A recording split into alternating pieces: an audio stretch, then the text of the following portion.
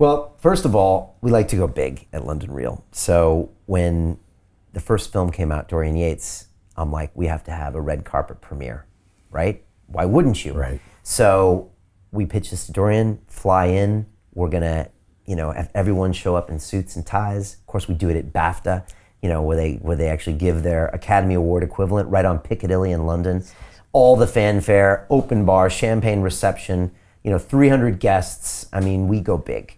And I think that's just a little bit of flash and showmanship. And I think we like putting pressure on ourselves. And I think, we feel very confident in our content and we believe our messages are important. And I feel go big or go home, Again, honor this moment you have as a human, You should just do your absolute best every day. Right. Push yourself to the limits, face the fear, go the resistances, maybe offend some people with your art, but go push it. So that's what we decided to do.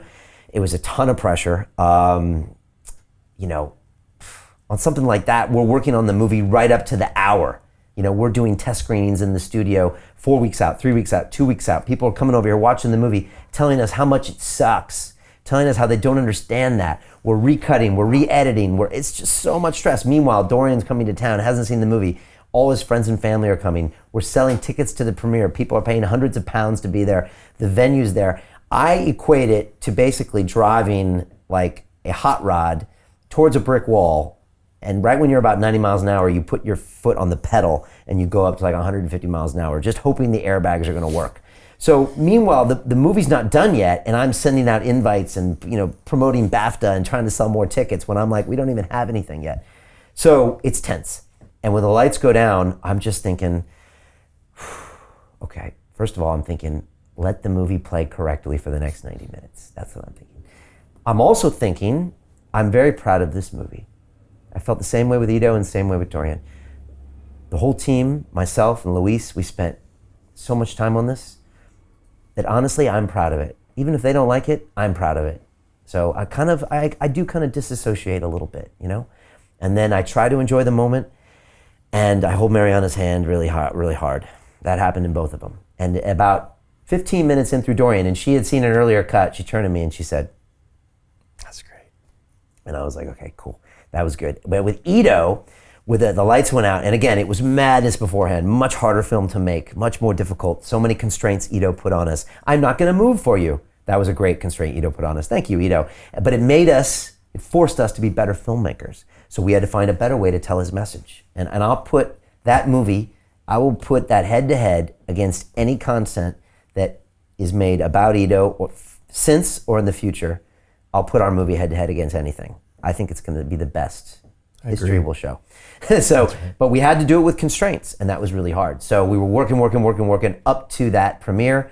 Again, his whole crew he flies in. There's like 12 people from his movement practice. His dad, his mom, his sister was there. All of these movers, all of these senior guests from London Real, press, everyone's in there. We've been doing 4 test screenings here at London Real Studios. We've been working countless hours, reworking the story, ripping it apart, rewriting it, redoing this, more voiceover. It's crazy. We get there. I'm in the same row as Ito, so I can look down and I can see Ito, which I thought was a good thing, but it was a bad thing because I'm watching the movie and Ito is stone-faced the whole time. And I'm like, oh my gosh, he doesn't like the movie. And I was just like, okay, just breathe. But then I thought about halfway through, what is it like to watch a movie about yourself? Right. And I felt, what was it like to be Ito? That must be weird with all these people here. He's actually a very humble guy, quiet guy, doesn't like to celebrate himself, but that shows you how he was willing to face his own resistance and come to a place where they were honoring him, which he probably thinks is an absolutely ridiculous thing to do. So look, a lot of pressure, some pride, and then when it was over, just the people clapped, felt great, and then people felt good about it, and then Ito felt good about it afterwards. But at that moment, you gotta have to let it go and just be there in the moment and just try to enjoy the movie. And sometimes that's the first time I watch it, actually. Because all the other times I'm just so critical. Yeah. But it's a special moment, and each one is going to be special. And looks like we have 18 more to do in the next 5 years. We'll probably do more than that, but there'll be another one out this year. So that's something I'm super proud of. So this year we'll have 3 documentary films. We'll continue broadcasting London Real. London Real Academy has 4 core products now. So I'm super proud. The Life Accelerator, where we have our first London Real tattoos. The Business Accelerator, which you're a part of now, the Broadcast Yourself, which I'm really proud of, amazing work that they've done, and our Public Speaking Accelerator is being launched in 4 weeks. So that's where we actually teach people everything I've learned from the people in this chair when it comes to actually how they speak to inspire other people. And it could be in this chair, it could be broadcasting, it could be on stage, it could be in a corporate boardroom, it could be in a team like London Real when I get up and stand up in the morning meeting every morning. How do you speak to inspire people? Because if you can't do that, you can have the greatest ideas in the world. Even Dan Pena said, what's the most important trait in the people you work with? And he said, communication.